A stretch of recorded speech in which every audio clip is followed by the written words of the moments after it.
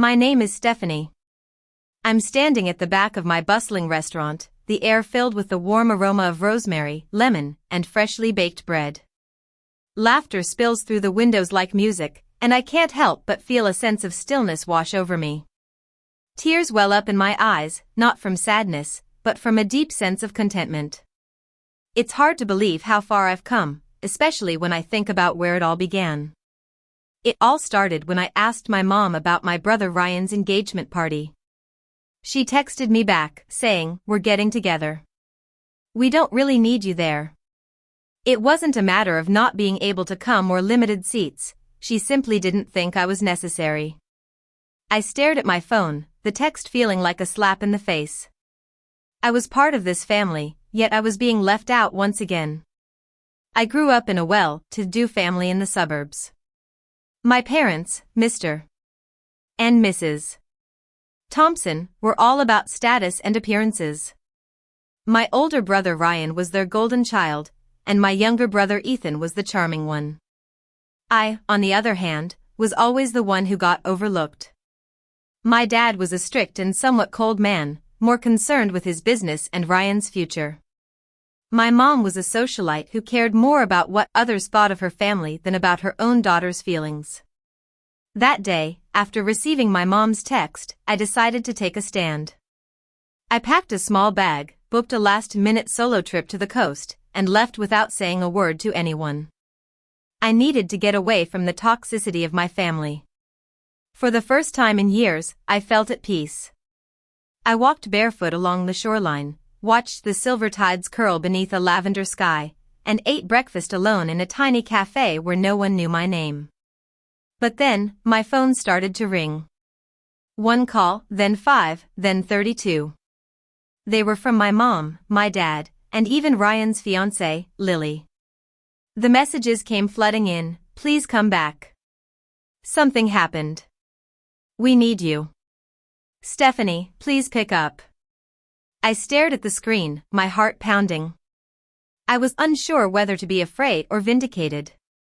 Then, I got a message from my cousin, Sarah. She said, "They should have never treated you like that. Now they're begging you to come home. You need to see this." I knew something had gone terribly wrong at the party I wasn't invited to. By noon, I had 26 missed calls, and by 3 p.m. it was 57. Then, a video came through. In it, my mom was screaming, the phone was shaky, and behind her, flames were licking the sky.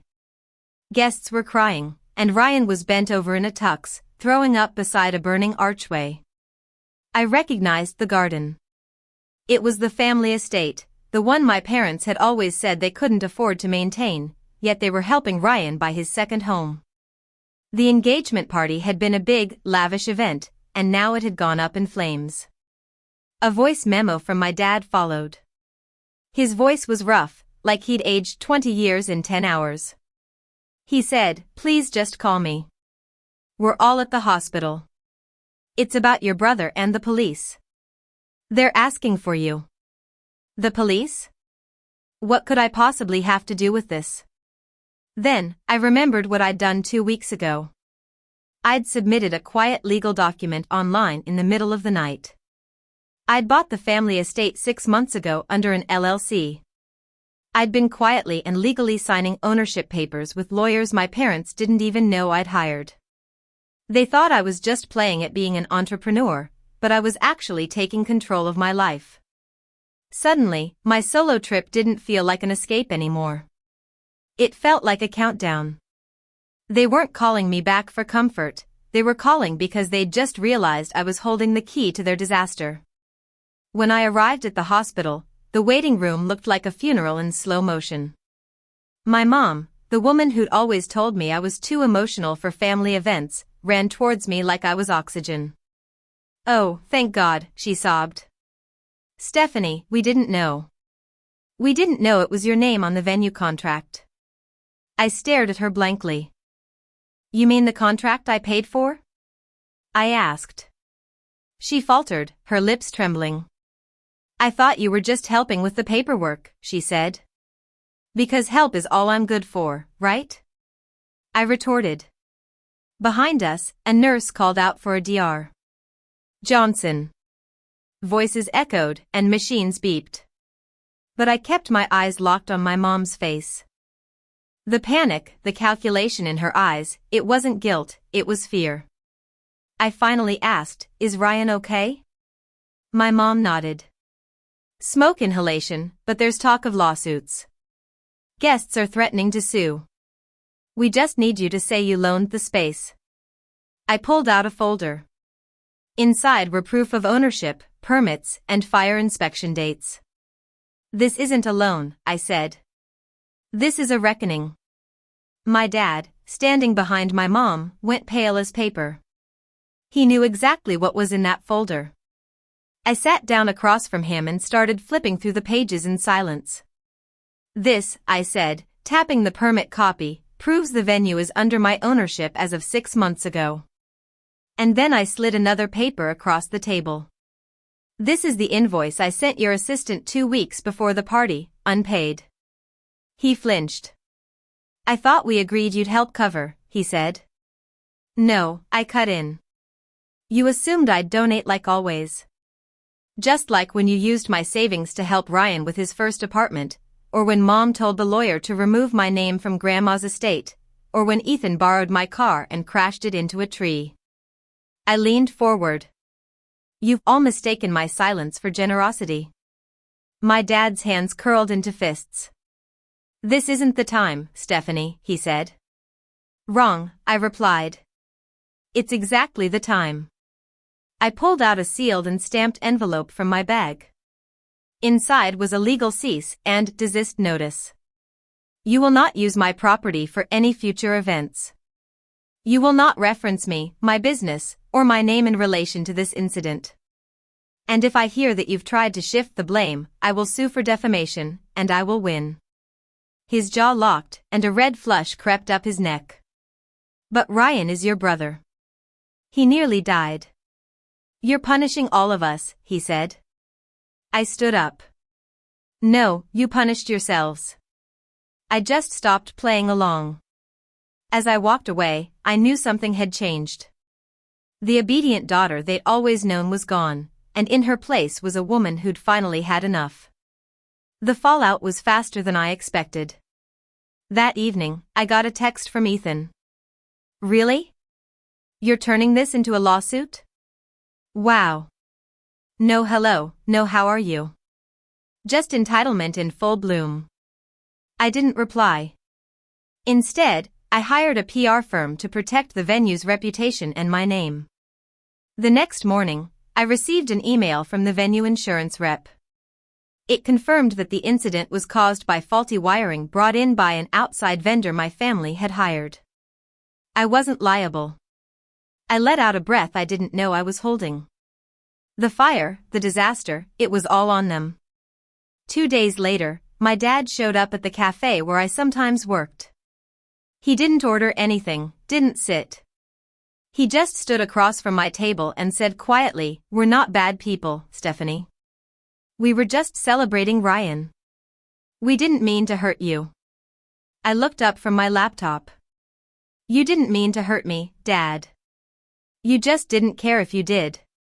He didn't respond, and I didn't give him a chance to. By Friday, I did something I'd never imagined. I reopened the restaurant. Not for business, not for guests, but for me. I lit a single candle in the center of table 7, the table I'd reserved for my family during the grand opening, the one that had stayed empty. I sat down with a plate of lemon pasta, a glass of wine, and the silence felt like healing. I posted an update on my business page. "To everyone who's ever been overlooked, unseen, or erased, this place is for you. We're reopening next Friday. Soft music, real food, no fake smiles. Come as you are. Stephanie." The post exploded. Comments, shares, emails poured in. People told me how they'd been the black sheep, the forgotten sibling, the backup friend. They said they'd be there. The day of the reopening, the line wrapped around the block. Strangers, old classmates, single moms with toddlers, gray-haired couples holding hands, all waited for a table at my place. Mid-shift, my phone buzzed. It was a photo from Sarah. It showed my parents' house. Ethan was standing at the porch, Ryan was pacing in the background, and my mom was sitting on the steps, her head in her hands. The caption said, "They're fighting again. Mom keeps saying, you should have invited her tonight." I stared at the image. The people who'd never supported my dreams were now desperate to be part of my success. But they were no longer the center of my world. I didn't reply. That night, as I locked the restaurant and stepped into the city silence, I passed a woman waiting by the gate. She looked familiar, older, and tired, holding a wrapped box in her hands. "Stephanie," she said, "I used to babysit you. Your mom told me you opened this place. I just wanted to see it once." I opened the door for her. Not every visitor from the past comes to take. Some come to remind you that you were always meant to rise. As she walked inside, her eyes filled with tears. 3 weeks later, a letter arrived. No return address, just my name handwritten in shaky ink. Inside was a single folded sheet. It said, "Stephanie, we didn't realize what we were doing until you stopped answering. Until the restaurant photos started flooding the family chat. Until people kept saying, you must be so proud of her, and we had to lie. We weren't there when it counted, and I don't expect forgiveness, but if you ever decide to let us sit at your table again, we'll come early, we'll stay late, and we'll bring our own chairs." I read it, folded it neatly, and placed it in the bottom drawer of my office under receipts, old menus, and a paper flower a customer's child had once given me. I didn't respond. I didn't need to. I'd found closure on my own. My restaurant wasn't just a business, it was a place where I could be heard, where strangers became family by choice. And as I stood there, watching the happy moments unfold, I knew I'd built a life that was warm, full, and true.